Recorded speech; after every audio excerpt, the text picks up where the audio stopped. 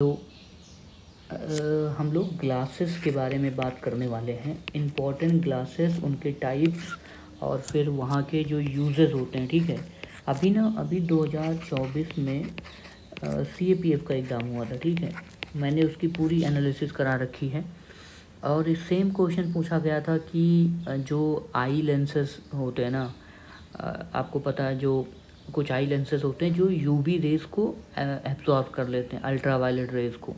पूछा था कि उसमें कौन सा मेटल पाया जाता है। इसका आंसर आपको पता है क्या? अगर आपको आंसर पता है अच्छी बात है, लेकिन सोचो मैं ये क्वेश्चन का रेफरेंस दे रहा हूँ, मैं फ़ोटो नहीं लगा रहा हूँ। It will take longer time for me as well, but मुझे जब कॉन्फिडेंस है तो क्वेश्चन पूछा गया है तो मैं बता रहा हूँ। ऐसे बहुत सारे PYQs में, UPPCS में भी पूछा गया है और NDA CDS में तो भर भर के क्वेश्चन पूछे जाते हैं। CGL में काफ़ी वन वर्ड में ऐसे क्वेश्चन पूछ लिए जाते हैं। देखो अब आपको बताऊँ ना, एक होता है term soda glass. Soda glass का मतलब आप जानते हो क्या होता है? सोडा ग्लास का मतलब होता है जो नॉर्मल विंडो ग्लास होता है। अच्छा देखो, जो ग्लास होता है ना दोस्तों, वो बनता किससे है पहले तो आप ये जान जाओ, वो सिलिका से बनता है। सिलिका क्या होता है आप बोल लोगे? सिलिका उसका प्राइमरी कंटेंट होता है। ठीक है, अब सिलिका होता है बालू, इसी को सैंड बोलते हैं। ठीक है, सैंड। अब ये आप बेसिक चीज़ें जान जाओ। अब इसके साथ इसमें कई बार कुछ और मिक्सचर होता है। ग्लास एक्चुअली एक मिक्सचर होता है ना, मिक्सचर आपने केमिस्ट्री में पढ़ रखा होगा। तो ये मिक्सचर होता है। ठीक है, इसको मेल्ट करके बनाया जाता है। कई बार इसमें सोडियम कार्बोनेट डाल दिया जाता है, कई बार कैल्शियम कार्बोनेट डाल दिया जाता है। अब कैल्शियम कार्बोनेट क्या है? लाइम स्टोन है ना। ये सारी हैं डिफरेंट डिफरेंट प्रोपोर्शन में, उनको डिफरेंट डिफरेंट टेम्परेचर पे जो है गर्म किया जाता है। तो वही सारी चीज़ें हैं। कई बार स्क्रैप गिलास, ठीक है, कई बार एक टर्म आप देखोगे क्यूलेट, इसको बोलते हैं स्क्रैप ग्लास, उसको ऐड भी किया जाता है। ये भी स्टेटमेंट एक क्वेश्चन मैंने देखा था, उसमें था कि cullet was also added to the mixture so that जो फ्लेक्स बनता है ना, ग्लास का मिक्सचर बनता है, वो काफ़ी फ्यूजिबल होता है, एक दूसरे में मिल जाता है।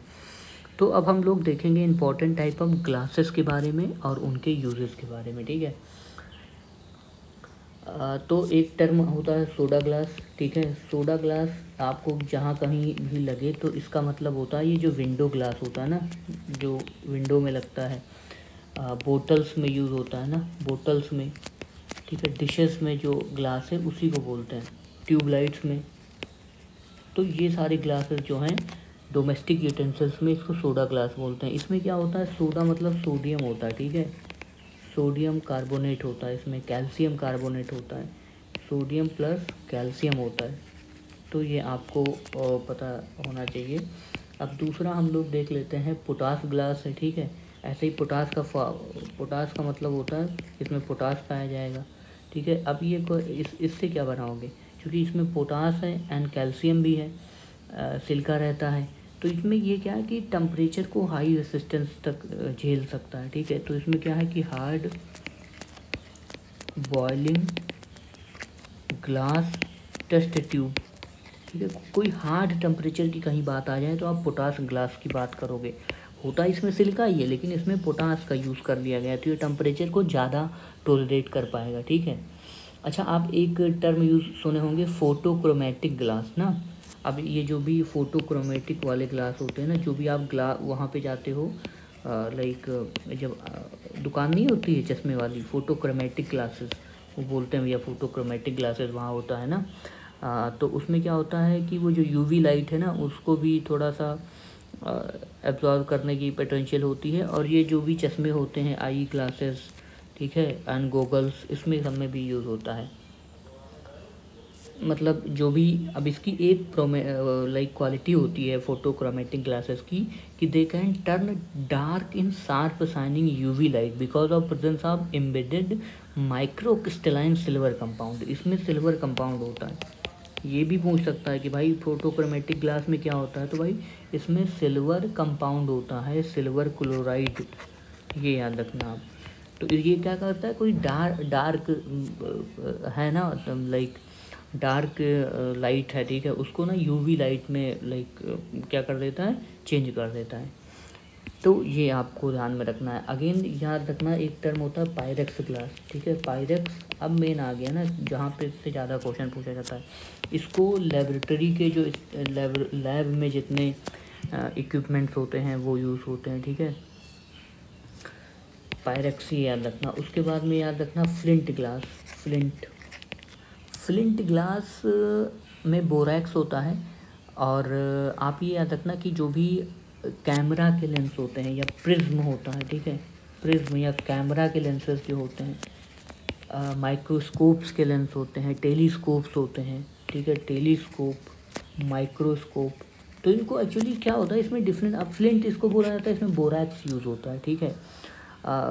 और इनका डिफरेंट टेम्परेचर पे इनको क्या किया जाता है, बनाया जाता है। इसमें क्या है ना, ये जो ग्लासेस के नेम हैं ये इसीलिए डिफ़र करते हैं क्योंकि इसमें जो चीज़ें मिलाई जाती हैं उनके मेटल्स पे डिपेंड करता है इनका नाम कई बार, और कितने टेम्परेचर पे इनको गर्म किया जाता है, कितने टेम्परेचर रेसिस्टेंस हैं उस पर भी डिपेंड करता है, ठीक है।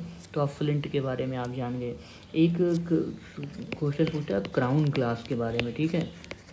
अब क्राउन ग्लास आप ऐसे समझना कि इसमें पोटेशियम होता है, बैरियम होता है, ठीक है। इसमें मेन अगर आपसे पूछे तो क्या है, बैरियम, ठीक है, पोटेशियम होता है, ठीक है, पोटेशियम, इन सब के ऑक्साइड्स होते हैं, ठीक है। और इसका हाई रिफ्रैक्टिव इंडेक्स होता है, हाई रिफ्रैक्टिव इंडेक्स होता है। अब ऐसी क्वालिटीज़ है तो ऑप्टिकल जितने भी इंस्ट्रूमेंट हैं ना, ऑप्टिकल इंस्ट्रूमेंट मतलब जो आँखों को चेक करने वाले इंस्ट्रूमेंट हैं, ऑप्टिकल इंस्ट्रूमेंट इससे बनाए जाते हैं। जो आई सर्जन या आई डॉक्टर्स के पास आप कभी जाओगे तो देखने को मिलेंगे जो वो क्राउन ग्लास से बनाए जाते हैं। एंड ऐसे ही जेना ग्लास को कहा जाता है, जो बेस्ट टाइप ऑफ ग्लास होते हैं वो जेना ग्लास होते हैं। ये सॉफ्ट होते हैं, स्ट्रांग होते हैं, resistant to acid and alkaloid, contain zinc, इसमें जिंक होते हैं। देखो जेना फॉर जे से जेना, जे से जिंक, ये याद रखना। इसमें जिंक होता है प्लस बैरियम होता है, ठीक है।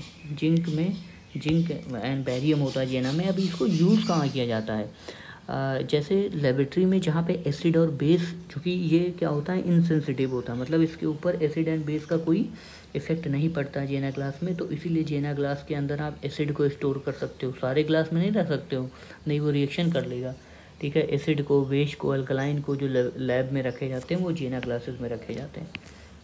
अब एक अभी जो टर्म हम लोग एग्ज़ाम में बात कर रहे थे, कौन सा क्वेश्चन आया है, क्रूक्स ग्लास के बारे में, ठीक है। अब ये क्रूक्स ग्लास यहीं पे क्वेश्चन पूछा गया, इसमें सीजियम ऑक्साइड पाया जाता है।